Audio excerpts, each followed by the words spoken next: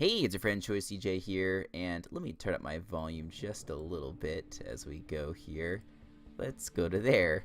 How you guys doing? This is going to be week 8 of the P4G Next Generation. I had to remind myself what I'm recording for because I distracted myself with the volume button.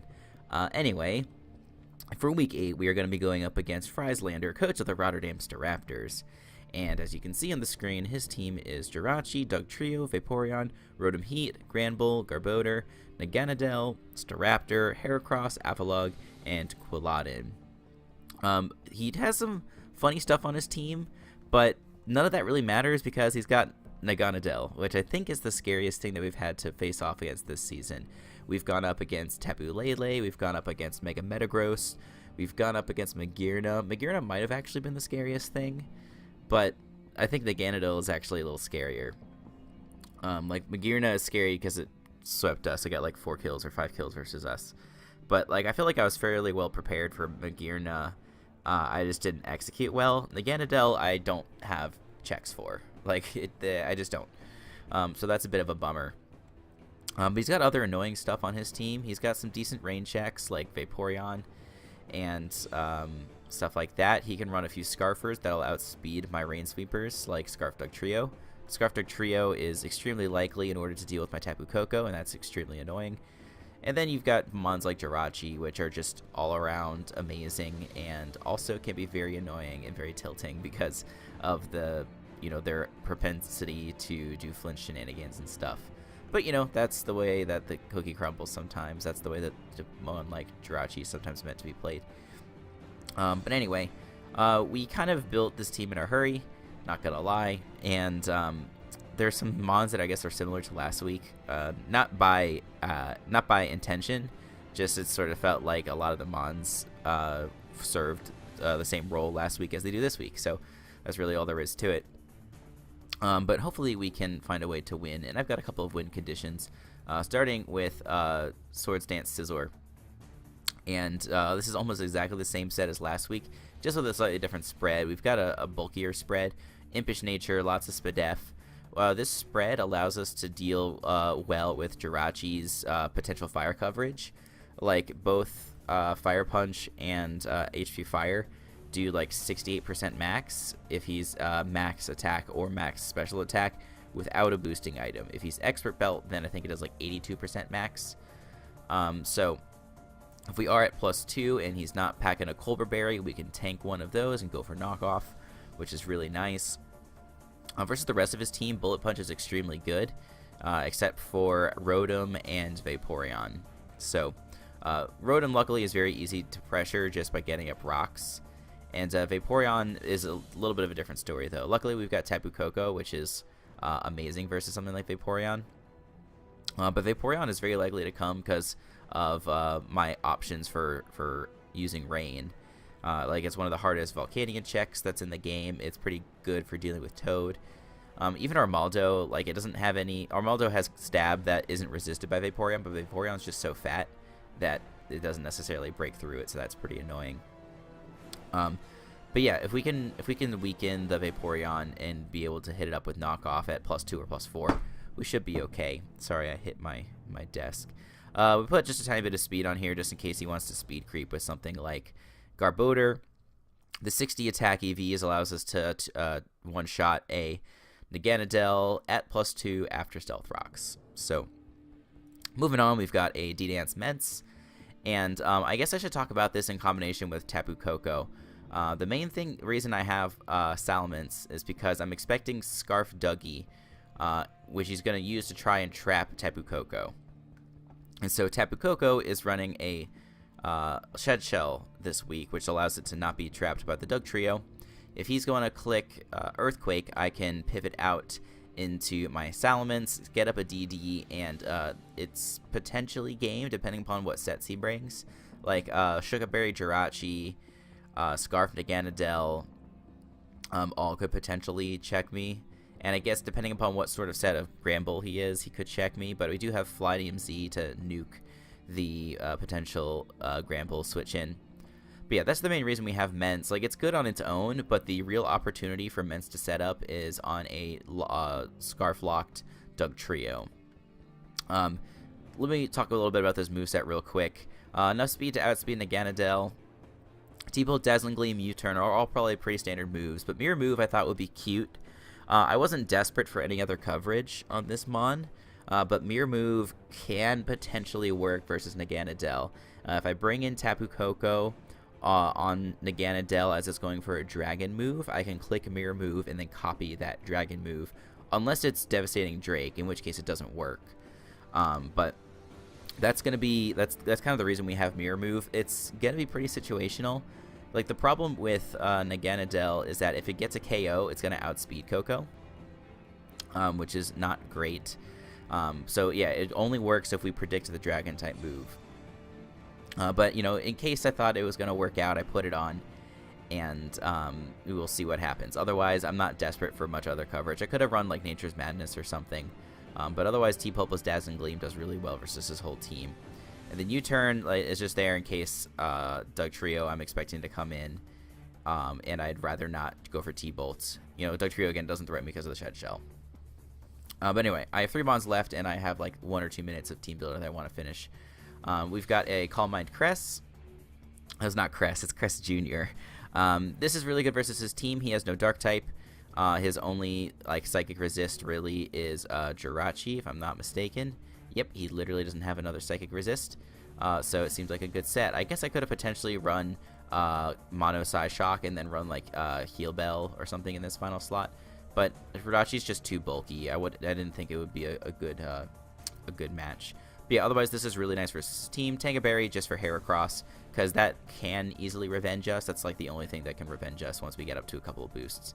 Spadef in here allows us to take a, I think it allows us to take either a +2 Draco Meteor, or allows us to take a Devastating Drake boosted off Draco. That's a neutral hit. So that's the idea.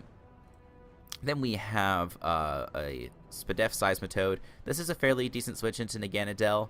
Of course, the Dragon coverage is very difficult to deal with. But otherwise, it's a very similar moveset to last week. Rocks, Toxic, Scald, and Earth Power. This hits almost all of his team.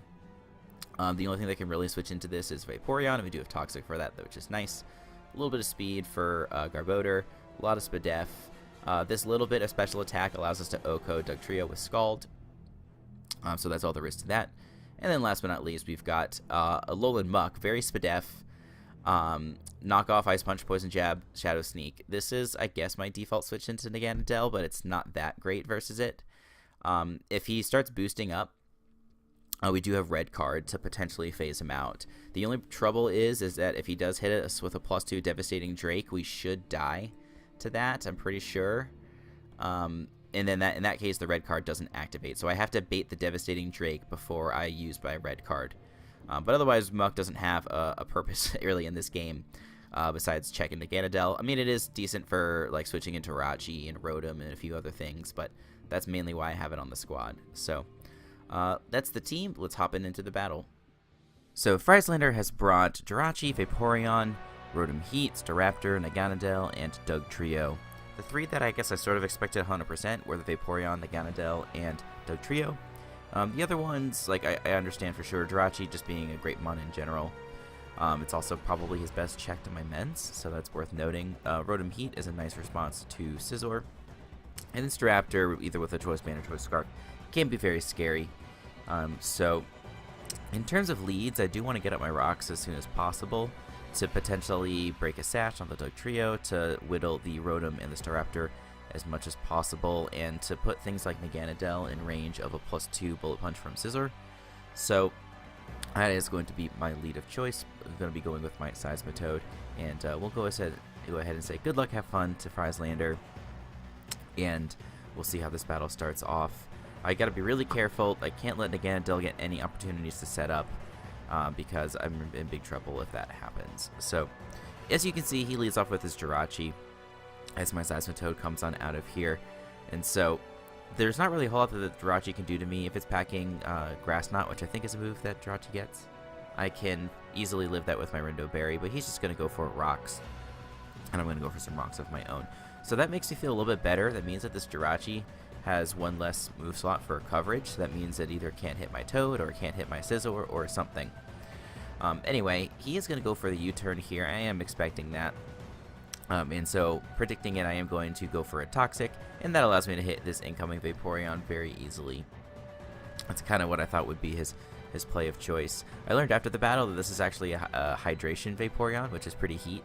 That would be a really nice way to take advantage of my rain, give this thing a ton of survivability. It would just drink hits from the likes of Volcanion, from the likes of Pelipper, or even Toad to an extent.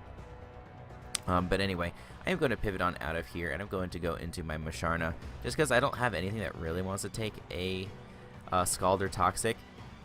And because my Seismitoad's still at a decent amount of HP, it's fairly well equipped to deal with the Naganadel, and I like to keep it that way. Going to Musharna, it allows me to start setting up Calm Minds and start to threaten him a little bit.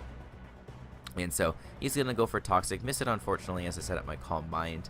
It's definitely annoying that the Toxic missed. I'm sure he would have liked that. I think the way that it played out, it wouldn't have ended up mattering. I don't think that the extra chip damage would have killed me any faster. Spoilers, I don't get a Calm Mind Sweep here. That would be pretty nice.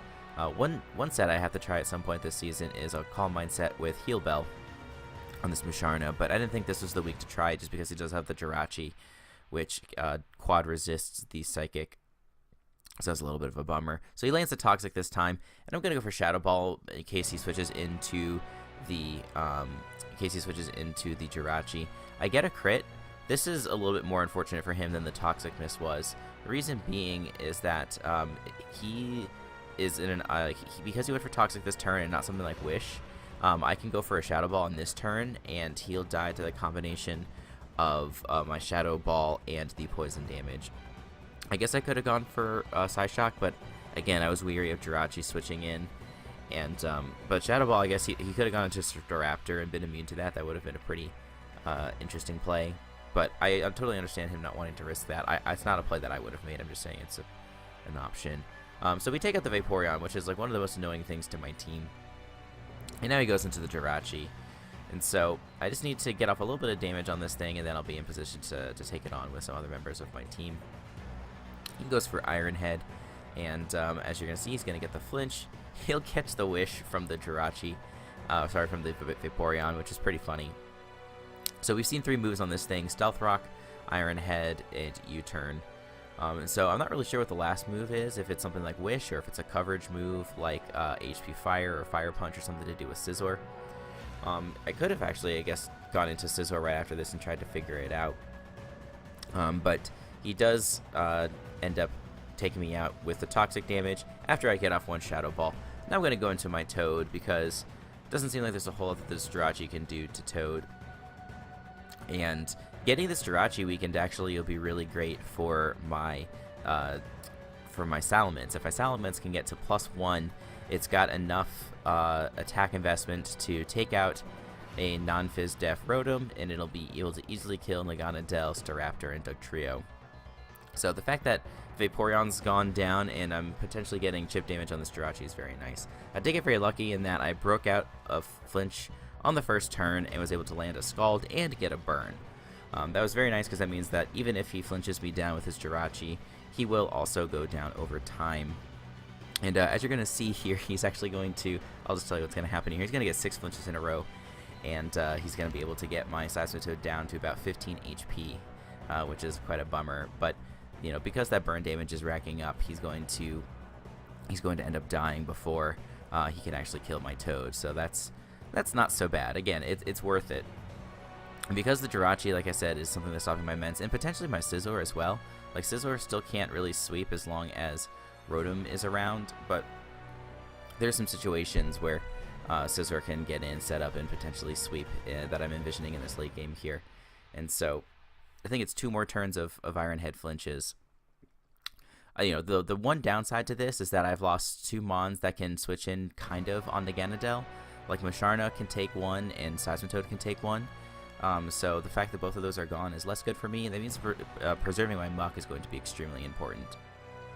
Because I can switch in on a move from Naganadel, potentially weaken it with either Ice Punch or Shadow Sneak, and then if I can get into range of Bullet Punch from Scizor, I should be looking good, as long as it's not behind a Substitute. So the Jirachi does eventually go down. The Rotom comes in here, and he goes for the Hidden Power Ice, and he's going to be able to take me out easily. Now, I guess I make kind of a risky play here, going into my Ments. He could be Scarf, potentially, but Scarf doesn't make a ton of sense versus my team. I think like a bulkier spread makes a little bit more sense. He actually turns out to be Rocky Helmet, so that's pretty fortunate for me. But yeah, if he had been Scarf and gone for the HP Ice to take out my Ments, that would have been extremely bad. But here's what I'm thinking here. I can go into my Tapu Koko now. I can kill this Rotom with a Thunderbolt. I presume then his next move will be to go into Dugtrio.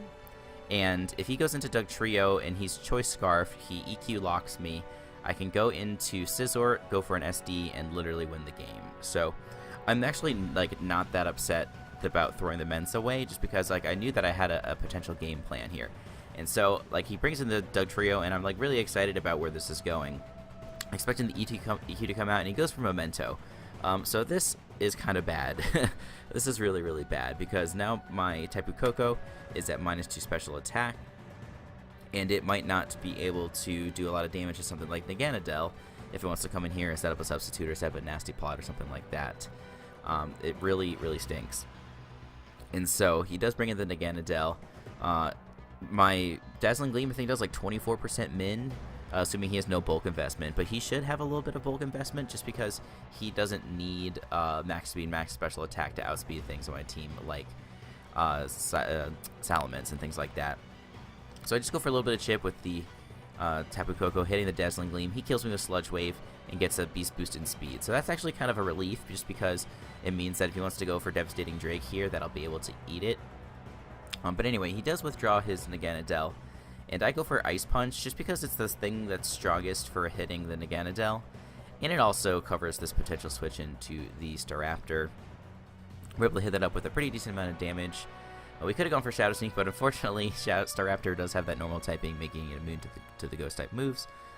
So he's just going to go for a Brave Bird, and if it's a banded Brave Bird, it will kill me. But lucky for me, he turns out to be Scarf, and my Muck's going to be able to survive. And the reason that this is critical is that he can now bring in his Naganadel. Basically, I'm just praying that he doesn't get up a sub, because if he gets up a sub, I'm in quite a bit of trouble. But I'm going to go for Shadow Sneak here, and doing this will put him almost guaranteed in range of Bullet Punch from Scizor, and as you're going to see, puts him to about 40%. And now Devastating Drake's going to come out, so at this point he's just flexing. I definitely appreciate that. That's totally the move that I would have made if he had been in this situation. But yeah, maybe he didn't have Substitute. Like he has to have the fire coverage for Scizor. He obviously had the poison coverage that he showed versus the Koko. And he's got Devastating Drake. That's his best way to do damage to something like Muck and Seismitoad as well. So that only left one other move slot available. He could have been Sub, could have been Nasty Plot. Hard to say. We don't end up finding out here because I can bring in my Scizor, go for a Mega Evolution, and go for the Bullet Punch. And a no bulk Naganadel takes 44% min from my Bullet Punch with my investment. And so even if he's got a little bit of investment, I think it should be still guaranteed, or at least heavily in my favor to kill. And so at the end of the day, this ends up being a very, very, very, very narrow 1-0 victory for the Baltimore Oriolus over the Rotterdam Staraptors. So yeah, just totally a crazy game. I guess the only thing I would say that's kind of questionable from my end was, again, the play with Ments. Like, if it had been a Scarf Rotom, it could have been extremely bad for me because I would literally throw away my Ments for nothing. I could have gone into Koko, but I guess Koko, I don't think it would have 2-hit KO'd the Rotom with Thunderbolt, and that could have been bad. I guess I still could have gone into it, and if he had tried to trap me with Dugtrio or something like that, actually it would have been okay. So if I had gone Koko on the Rotom, he goes into Dugtrio. I assume that in that situation he would go for Earthquake and not Memento. I can go into my Ments on the predicted EQ, go for a Dragon Dance, and sweep that way. So maybe Tapu Koko still would have been a good route to victory. I guess I was sort of visualizing the Scizor sweep, so that's why I made the play that I did. Fortunate that it worked out for me.